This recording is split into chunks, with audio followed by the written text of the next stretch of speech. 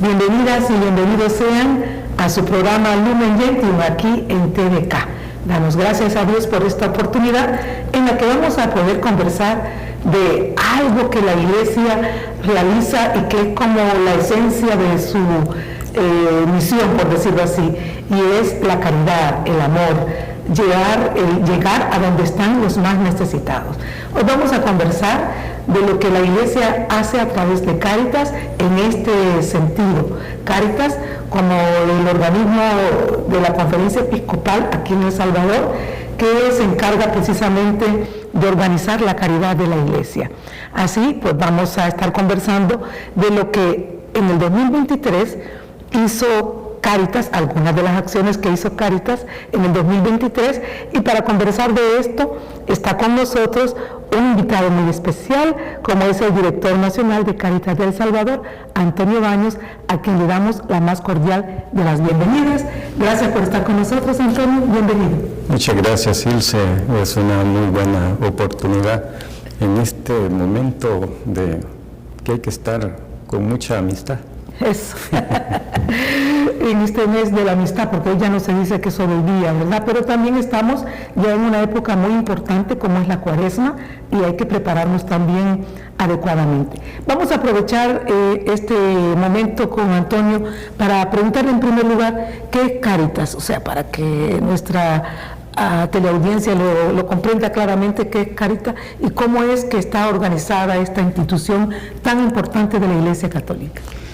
Bueno, primero hay que decir de que Cáritas nace como una acción muy caritativa de la Iglesia en Alemania.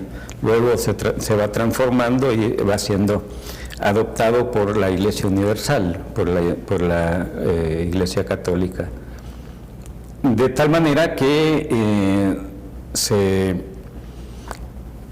trabaja y se incide para que se formen Cáritas en todos los países del mundo. Lo que dio la necesidad de conformar la Confederación Cáritas Internacionales, que funcionó por muchísimos años, ¿verdad?, como una parte, algo así como una hija natural de la Iglesia. Pero a partir del 2004, el Papa San Juan Pablo II ahora le dio personería jurídica canónica, así que existimos en el mundo 163 Cáritas que somos miembros de Cáritas Internacionales. Sin embargo, hay otras Cáritas que también están en algunos países, pero no han dado ese paso a ser miembros, lo cual no quiere decir de que no sean parte de las conferencias episcopales de sus países. Así que esa es como nuestra gran familia en el mundo, ¿verdad? Y que depende directamente, digamos, de las Cáritas en el mundo, pero con una participación de la Santa Sede, ¿verdad? También es el esfuerzo, diríamos, de ser efectivos y eficaces en lo que hacemos. Por eso es que tenemos 7 regiones, ¿verdad?, que son efectivamente espacios de comunión, espacios de coordinación, dependiendo un poco de las particularidades que hay. Por ejemplo, la región de Latinoamérica y el Caribe, que somos 22 Cáritas miembros, ¿verdad?, nos conformamos en lo que se llama LAC, ¿verdad?, Cáritas de Latinoamérica y el Caribe, que tiene una instancia que se llama CELAC, ¿verdad?, que es como un secretariado. Y luego, todavía hay un esfuerzo, diríamos, más concentrado en zonas. LAC, que tiene 4 zonas: la zona del Cono Sur, la zona bolivariana, la zona de Cames, que es desde México hasta Panamá, y la zona Caribe, que son esa cantidad, ¿verdad?, de Cáritas en las islas, ¿verdad?, del Caribe, que es de las zonas diríamos, con más países, pero con menos Cáritas reconocidas. Así que ese es, parece sencillo, pero también no deja de haber complicaciones, ¿verdad? Porque cada Cáritas es una realidad, ¿verdad? Y por eso tenemos un marco estratégico mundial, ¿verdad? Que es, diríamos, como la gran sombrilla para la familia Cáritas en el mundo. Antonio, escucharle como usted dice, se dice así sencillo, ¿verdad? 20 y tantos países, 200. Es una gran cantidad de instituciones de la Iglesia que entendemos que su mandato es estar al lado del que sufre, es decir, ser la caricia de la Iglesia con el más necesitado, con el más vulnerable. Entendemos que ese es el mandato de las Cáritas en donde quiera que esté, en cualquiera de esas zonas, en cualquiera de esos países, y que esta forma de organizarse tiene un fin, ¿verdad? Entiendo yo que ese fin debería de ser, creo yo, es dar una mejor respuesta de una manera más organizada y poder estar más puntualmente, digamos, en donde se necesita. ¿Será esa como el fin de toda esa estructura y esa organización? Bueno, es importante decir que se le reconoce como la caridad organizada de la Iglesia. Lo que sucede es que el Papa también nos da, bueno, hay que abrir el hospital de campaña, hay que atender a los que están en alguna situación, pero luego hay que promoverlos como personas. Por lo cual, vamos al magisterio de la Iglesia, a la doctrina social de la Iglesia, vamos entonces a todo ese compendio sobre pastoral social que tiene la Iglesia, que es riquísimo y que no es, diríamos, no es de este Papa, es de los papas anteriores, solo que este Papa, yo podría decir de que, utilizando una palabra de uno de los miembros de la Iglesia en El Salvador, es que este Papa está poniendo toda la carne en el asador, ¿verdad? Es decir, está, diríamos, viendo que el mundo prácticamente estamos en una tercera guerra mundial y la Iglesia no puede quedar impávida ante tanto sufrimiento que se da. Y cuando digo una tercera guerra mundial, él incluso lo dice, ¿verdad?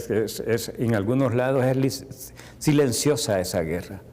En otros lados se expresa tan brutal, ¿verdad? como en el caso del conflicto entre Rusia y Ucrania, o lo que tenemos en Palestina, una cosa grotesca, ¿verdad? Que ya trasciende los límites casi a la ley de la selva. Pero bueno, nosotros, por ejemplo, no decimos las víctimas de la pobreza, ¿verdad?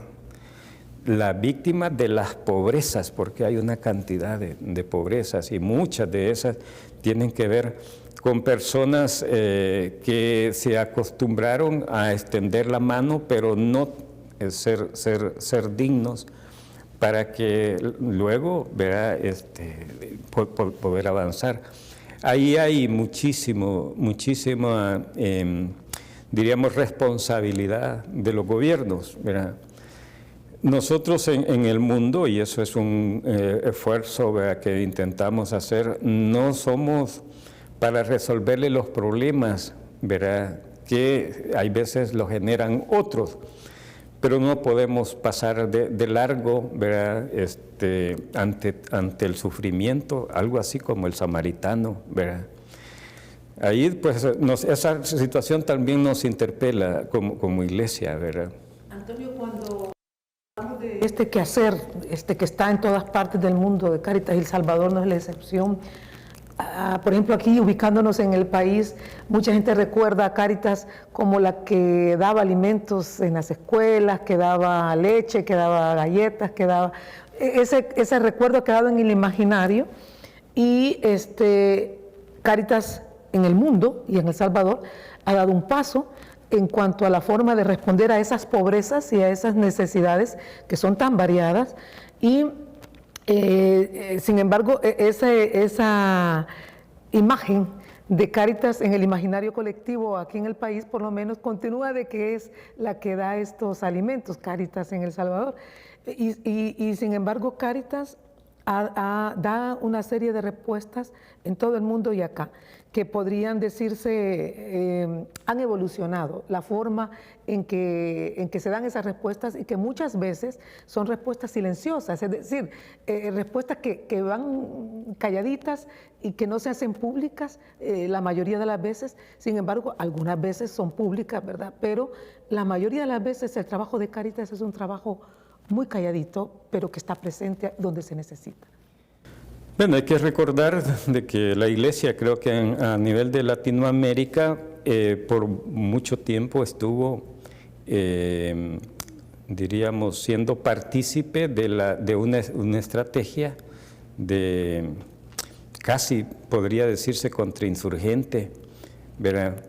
Pero que contribuyó a formar una idea de lo que es Cáritas, repartir alimentos, el asistencialismo. El Papa ahora nos pide que no dejemos de dar atención, no dejemos de asistir, pero que también, ¿verdad?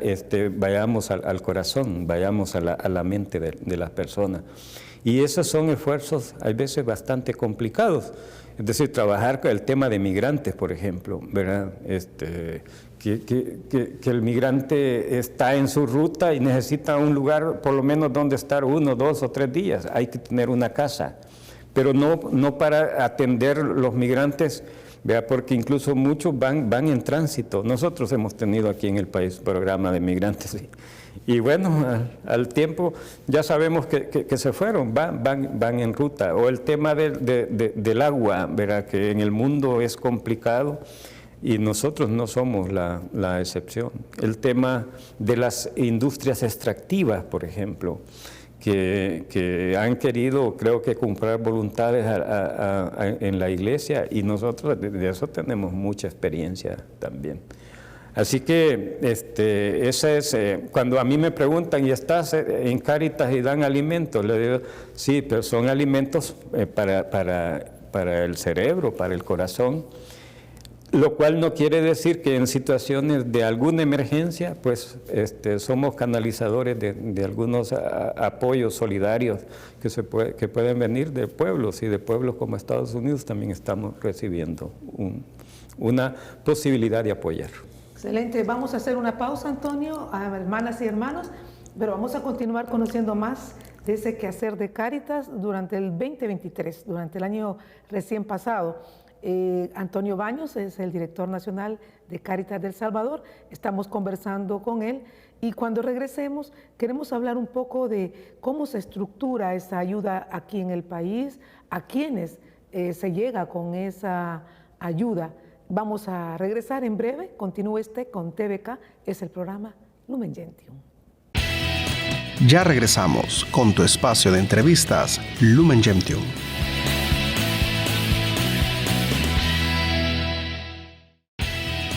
Ya regresamos con tu espacio de entrevistas Lumen Gentium. Regresamos con su programa Lumen Gentium, conversando con nuestro invitado Antonio Baños, el director nacional de Cáritas de El Salvador. Por supuesto, estamos hablando sobre ese quehacer de Cáritas. Especialmente queremos hablar ahora de lo que se ha hecho en el 2023, porque hablar de todo lo que se ha hecho en más de 60 y tantos años que creo que tiene Cáritas sería imposible. Pero a grandes rasgos queremos dar una pincelada para que usted, hermana y hermano, sepa lo que su iglesia hace de bien a través de Cáritas en esta ocasión. Antonio, ¿cómo está estructurada esa forma de llevar esa ayuda que usted nos estaba hablando en la primera parte, verdad? Que Cáritas está cerca de donde hay necesidad, como un mandato también que el Papa lo está diciendo. ¿Cómo se organiza esa ayuda y a quiénes llega esa ayuda? Bueno, quizá antes de entrar a esta parte sobre su pregunta, es importante decir que la provincia eclesiástica de El Salvador, que así se le reconoce, está estructurada, ¿verdad?, en diócesis, ¿verdad?, una arquidiócesis, que es donde estamos, y luego 7 diócesis, más el ordinariato militar y policial, ¿verdad? Hay una decisión de la Conferencia Episcopal, ¿verdad?, de que cada diócesis que se integra o que se erige, ¿verdad?, tenga una Cáritas. Así es como tenemos unas Cáritas más nuevas, podría decirse, la de Sonsonate y la de Chalatenango, pero no son nuevas porque ahí no haya existido Cáritas antes, ¿verdad? Por ejemplo, la Cáritas de Sonsonate era la Cáritas de Santana. La Cáritas de Chalatenango era la Cáritas arquidiocesana. Entonces ya hay toda una experiencia. Eso, ¿verdad?, nos lleva a tener una Cáritas relativamente pequeña en El Salvador, pero que permeable, ¿verdad?, para cualquier parte del país. Entonces, siendo miembros nosotros de Caritas Internationalis, ¿verdad?, no podemos desalinear, ¿verdad?, con lo que en el mundo se está pensando. Por eso es que tenemos un marco estratégico, ¿verdad?, y las orientaciones de ese marco estratégico mundial las tropicalizamos para El Salvador.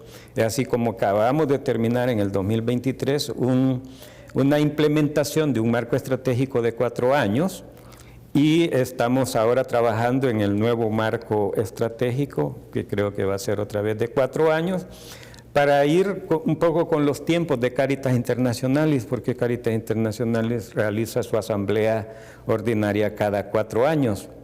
Acabamos de pasar en el 2023 la asamblea, y estamos trabajando ya de cara al 2027, y hay un marco estratégico ahora con más años incluso, que va a ser revisado dentro de 4 años o 3 años y un poquito a nivel mundial. Nosotros estamos terminando uno e iniciando el otro.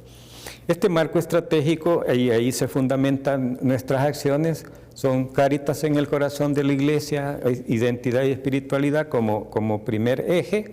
Segundo es salvar vidas y construir comunidades, que tiene que ver para nosotros con este paisito con tantas vulnerabilidades, con tantas amenazas. Luego pues necesitamos trabajar y decir, bueno, aquí hay una encíclica que se llama El Progreso de los Pueblos, Populorum Progressio, y ese es el desarrollo humano integral, solidario, sostenible, y cuidar la creación, ¿verdad? Luego, pues trabajar en acciones con otros y otras, como incidiendo de alguna manera en los marcos regulatorios de los países. Aquí hemos estado trabajando, ¿verdad?, con el tema de agua, con el tema, ¿verdad?, de la minería, especialmente la amenaza que tenemos con Cerro Blanco. Y luego un último orientación estratégica que tiene que ver con que hay que profesionalizarnos. Tenemos que tener estándares, ¿verdad?, estándares de actuación, ¿verdad?, que muchas veces estos estándares no son estrictamente, diríamos, técnicos, ¿verdad?, técnicos a la modernización, ¿verdad?, de los y con alta tecnología, pero tenemos que ser eficientes y eficaces en lo que hacemos, ¿verdad?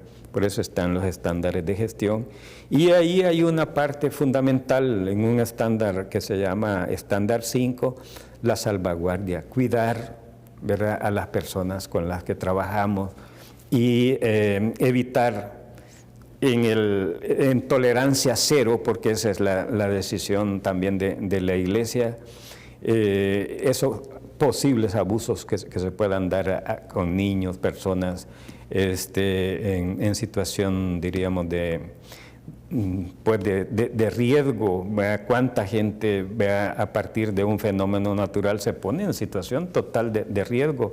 No puede haber alguien, ¿verdad?, que se haga llamar de iglesia atentando contra estas personas. Entonces, en esos 5 orientaciones estratégicas es que cuando nos ven celebrando el Día de San Martín, por ejemplo, esto es parte de un esfuerzo, ¿verdad?, que tenemos en la orientación 1, ¿verdad?, posicionar a héroes, mártires dentro de la iglesia, ¿verdad? San Óscar Arnulfo Romero es uno de nuestros patronos en el mundo, ¿verdad? Entonces, eso a nosotros nos llena de mucha alegría. Lo que pasa es que algunas veces siento que otros están más alegres que nosotros. Eso es un poco triste, pero bueno, ahí estamos. Cuando, diríamos, actuamos, por ejemplo, por una tormenta tropical, como el caso de Julia y otras que han habido hacia atrás, y no somos responsables de la primera respuesta, es decir, salvar a la gente. Pero luego entramos con algunos alimentos, con algún dinero, diríamos, para que esta gente por lo menos pueda alimentarse mientras ve si va a recoger algo de sus cosechas. Eso se enmarca en la orientación estratégica 2. Cuando trabajamos, ¿verdad?, diríamos, cuidando el suelo, cuidando la biodiversidad y todo eso, estamos hablando de la orientación 3, ¿verdad?, que es un desarrollo humano integral solidario, pero también cuidar la creación, que esta es la única que tenemos, ¿verdad?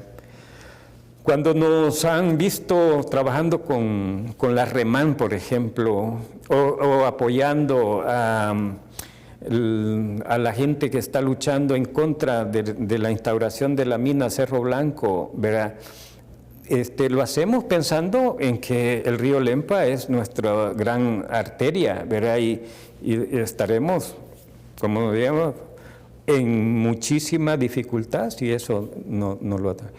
Y cuando hablamos, ¿verdad?, de acciones, diríamos, como estar acordes con la ley de este país, estamos hablando de la orientación 5, para ser eficientes y que no nos vayan a sacar un señalamiento, ¿verdad? Porque aunque somos iglesia, pero también podría ser que estemos en el ojo del huracán.